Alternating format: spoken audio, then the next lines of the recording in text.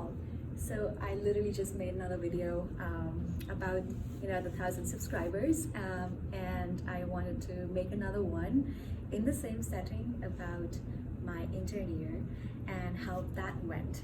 So I'm very excited to share with you all that I'm done with my intern year and I am a fresh second year. But I want to maybe share my experience of how that was. And while this might not be pertinent to all of my subscribers, I would say that to a large number of you, this would give a sort of sense of how life would feel at this end of the matching game. So I've broken down, all the different things that come to mind when I think of my intern year, and this is really how I think about everything. Where my bubble of intern year started with knowing and realizing that there is going to be a large amount of emphasis on documentation, on what we call as skutt work. So fortunately, my program doesn't have much skutt work at all. Skutt work implying things which are not necessarily academically helpful, but are done by residents across different programs, across different countries, but don't necessarily help you develop the skills of a physician.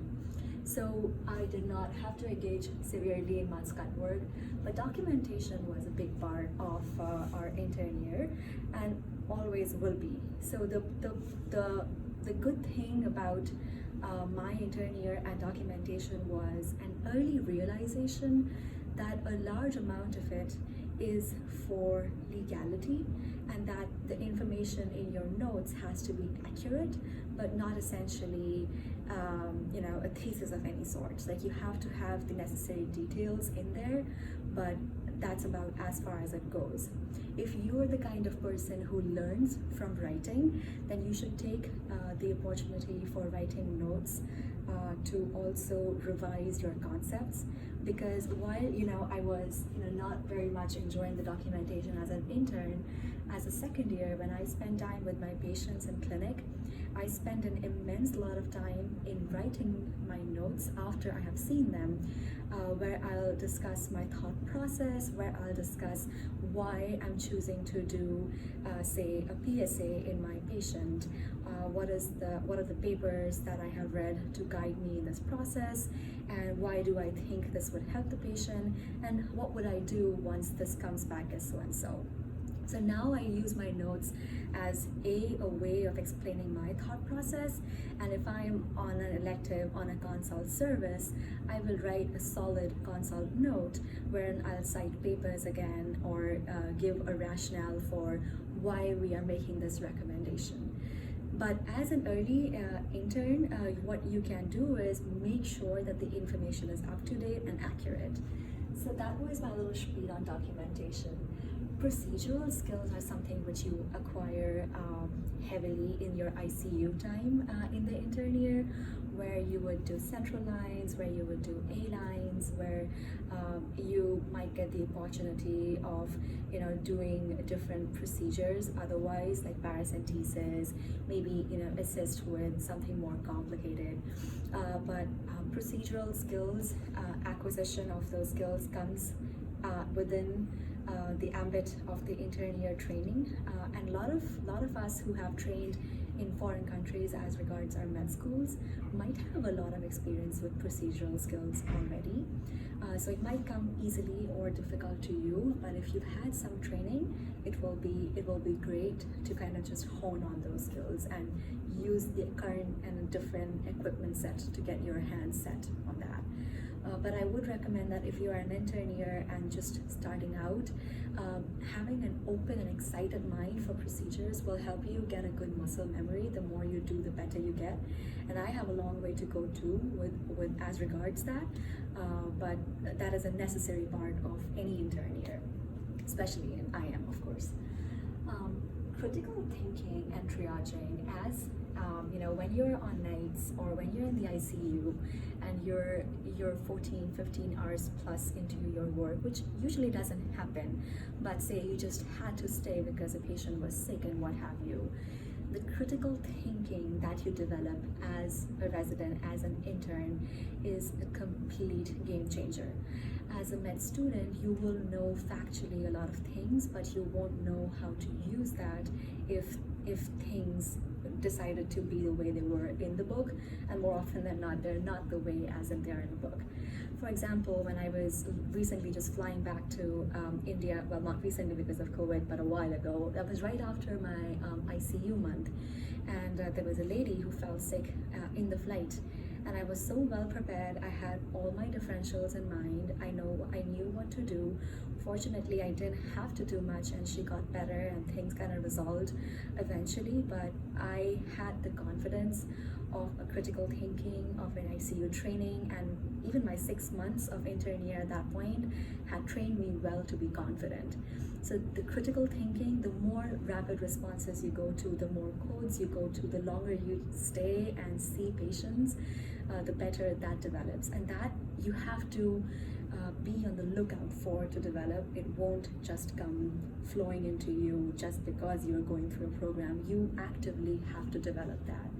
And likewise for triaging, like knowing that, okay, so this, that, and that is wrong in this patient.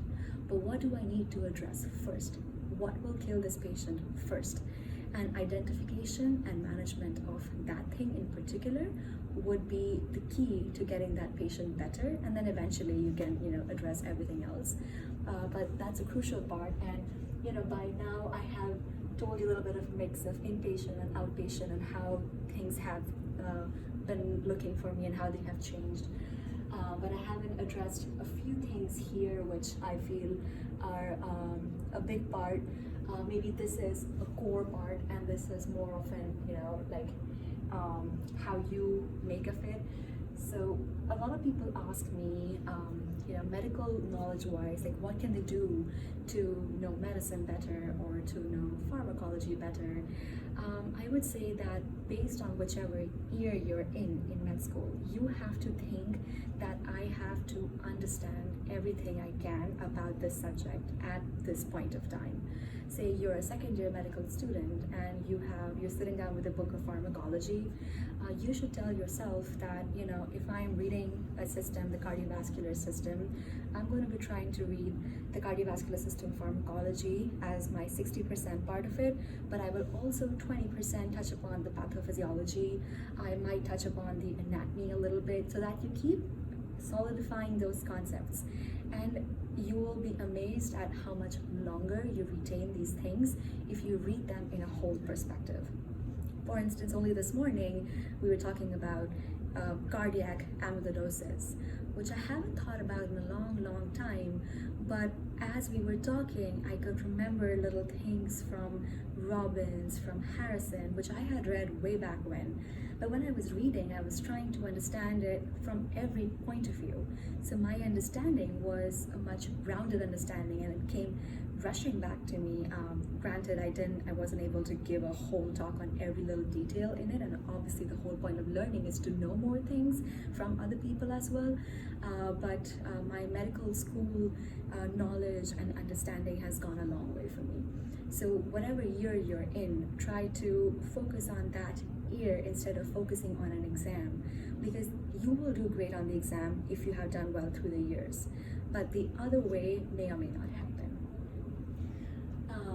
Patient care, I mean, it's not like I meant it to be a point here, but I think a lot of this is already patient care. But to think about patient care as patient care is a different concept when you're realizing that A, you're taking care of the diseases of the patient, but B is when you're realizing you're taking care of the human that is the patient. As an intern, you invest so much time with each patient that you have a deep relationship. You walk that extra mile to spend time with them in the morning, in the afternoons, in the evenings. You know a lot more about them than any person in the whole hierarchy would. So honing those skills and attributes as an intern would really speak volumes about you to your program. It will, it will reflect in everything else you do. And patients sense that too. They sense your affection, they sense your care in your eyes, and it might come naturally to you or it might not. And if it doesn't, you have to think about it, that you might have 100 patients at any point of time, but for those 100 patients, you are the only provider. So how do you make them feel special? How do you make them feel better? That thought has to be borne by you at all points of time. And then, this part of bonding and social skills obviously is an extension of what I just said about the patients, but also about with your colleagues, with your classmates, with your seniors, with your juniors. And it's a very special year, intern year, because you're always teamed up with another intern. You have a senior, there's a team, there's a feeling of affection, and you are, technically you're at the bottom of that hierarchy, because you're just starting out, but in that same bottomness, you are also pampered and you're also protected. So use that opportunity to be respectful, be curious, be inquisitive, and ask all the stupid questions you want to, and just being a good team member, being a reliable intern will make people like you and want to have you on their team. So all these things right here, I feel have been the way I've thought about my intern year, and I hope this was helpful, and I'm happy to do more about my intern year moving forward, and or no more if this is not pertinent to the subscribers. So I thought it was worthwhile sharing, so here you go. Have a good day. Bye.